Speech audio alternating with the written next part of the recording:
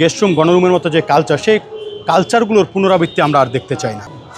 দেখুন, রাজনীতি করা একটি গণতান্ত্রিক অধিকার এবং যার যার জায়গা থেকে প্রতিটি নাগরিকেরই রাজনীতি সচেতন হিসেবে তারা চাইলে যে কোনো জায়গায় শুধুমাত্র নিষিদ্ধ ঘোষিত কোনো সংগঠন ছাড়া যে কোনো প্ল্যাটফর্ম থেকে যে কেউ চাইলে রাজনৈতিক চর্চা করতে পারেন। সেই জায়গায় কারো রাজনৈতিক চর্চাকে বাধাগ্রস্ত করা কিংবা রাজনৈতিক অধিকারকে বাধাগ্রস্ত করা, এটি আমি কোনোভাবেই আসলে যৌক্তিক মনে করি না। একই সাথে ছাত্র রাজনীতির নামে হলে কিংবা ক্যাম্পাসে যে দখলদারিত্বের রাজনীতি, যে গেস্টরুম গণরুমের মতো যে কালচার, সেই কালচারগুলোর পুনরাবৃত্তি আমরা আর দেখতে চাই না। বিশেষ করে 5 অগাস্টেই মূলত এই যে গেস্টরুম গণরুম কিংবা এই যে দখলদারিত্ব, টেন্ডারবাজি, এই ধরনের রাজনীতির কিন্তু কবর আমরা রচনা করেছি। সেই জায়গা থেকে আমরা কোনোভাবেই এখন আর এই ধরনের কালচারের পুনরাবৃত্তি আমরা কোনোভাবে মেনে নিব না।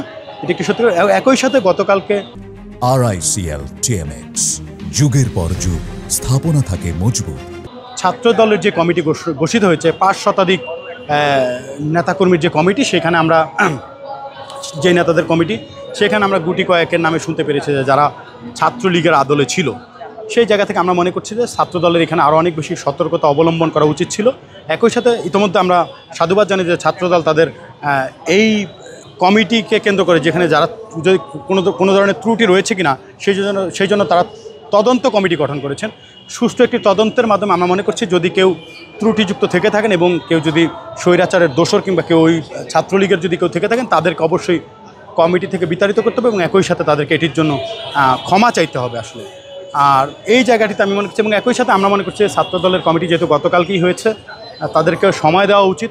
একটি কমিটির কার্যক্রম কীরকম হয়, আসলেই তারা সেই ছাত্রলীগের মতো একই কালচার তারা পুনরাবৃত্তি করেন কিনা, সেটা আসলে দেখার বিষয়। এত তাড়াতাড়ি আসলে রিয়াকশনটা আমার কাছে মনে হয় না যে খুব একটা সুখকর কিছু। এবং যেহেতু সামনে ডাকসু নির্বাচন রয়েছে, এই যে সাধারণ শিক্ষার্থীদের মধ্যে শিক্ষার্থীদের এই যে দাবি, এই দাবির মধ্যে অনেক রাজনৈতিক ছাত্র সংগঠনের ব্যক্তিবর্গকে আমরা গতকালকে দেখতে পেয়েছি। বিশেষ করে বাকসাসের বেশ কয়েকজন নারী নেত্রী সহ পুরুষ নেত্রী দেখে, এবং বাম সংগঠনের সাবেক বাম সংগঠনের যে উমামা ফাতেমা ছিলেন, তাকেও আমরা দেখেছি। এছাড়া আমরা গুপ্ত সংগঠনেরও বেশ কয়েকজনকে দেখেছি। সুতরাং আমরা মনে করছি যে সাধারণ শিক্ষার্থীদের যেই স্বার্থ, সেই স্বার্থকে পুঁজি করে এবং সেটি থেকে এই সাধারণ শিক্ষার্থীদের দাবি থেকে একটি রাজনৈতিক স্বার্থ হাসিলের অপচেষ্টা অনেকে করছেন। দেখুন, রাজনৈতিক প্রতিহিংসার থেকে আমরা ভেবেছিলাম যে 5 অগাস্ট পরবর্তী বাংলাদেশে রাজনৈতিক প্রতিহিংসার বিচরণ আর থাকবে না, কিন্তু আমরা আসলে সেটি থেকে কতটুকু বের হতে পেরেছি সেটা বড় একটি প্রশ্নের বিষয়। কারণ আমরা দেখি যে এখনও দোষারোপের যে রাজনীতি, পক্ষপাতিত্বের যে রাজনীতি এবং একই সাথে ট্যাগিংয়ের যে রাজনীতি, সেখান থেকে এখনও বেরোতে পারে এবং অপার ছাত্র সংগঠনগুলোর প্রতি যে শ্রদ্ধাশীল থাকার যে বিষয়টি, সেটি আমরা অনেকাংশেই দেখতে পাচ্ছি না।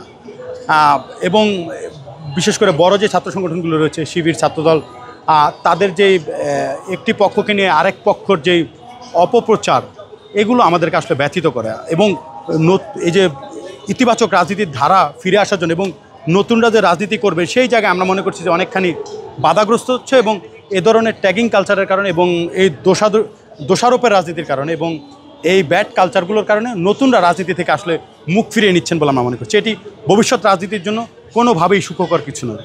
দেখুন, উমামা ফাতেমা জুলাই গণ অভ্যুত্থানের অন্যতম একজন সম্মুখ সারির যোদ্ধা এবং উমামা ফাতেমার জুলাই গণ অভ্যুত্থানের যে কন্ট্রিবিউশন, সেটি আমরা সবসময়ই মনে রাখবো শ্রদ্ধা ভরে। কিন্তু গতকালকের উমামা ফাতেমার যে ভূমিকা, সেই ভূমিকাটি আমাদের কাছে মনে হয়েছে যে প্রশ্নবিদ্ধ এবং একই সাথে তিনি পক্ষপাতিত্ব করছেন বলে আমরা মনে করছি। তার যে অ্যাপ্লিকেশনটা আমরা দেখেছি, সেখানে আমরা দেখেছি যে তিনি বাম সংগঠনগুলোর প্রতি এক প্রকার উদারতা দেখাচ্ছেন। অন্যান্য রাজনৈতিক ছাত্র সংগঠনের ক্ষেত্রে তিনি কিন্তু এক প্রকার বিরূপ আচরণ করছেন কিংবা পক্ষপাতিত্ব করছেন এবং তিনি সত্যিকার অর্থে আসলে একটি পক্ষকে অনেক বেশি গুরুত্ব দিচ্ছেন বলে আমরা মনে করছি। আমরা তাকে, যেহেতু তিনি এখন কোনো রাজনৈতিক ছাত্র সংগঠনের সাথে জড়িত না, আমরা আরও উদারতা আমরা তার কাছে প্রত্যাশা করি এবং একই সাথে তার মতো নারী নেত্রীর কাছ থেকে কোনো ধরনের পক্ষপাতমূলক আচরণ আমরা প্রত্যাশা করি না কিংবা কামনা করি না।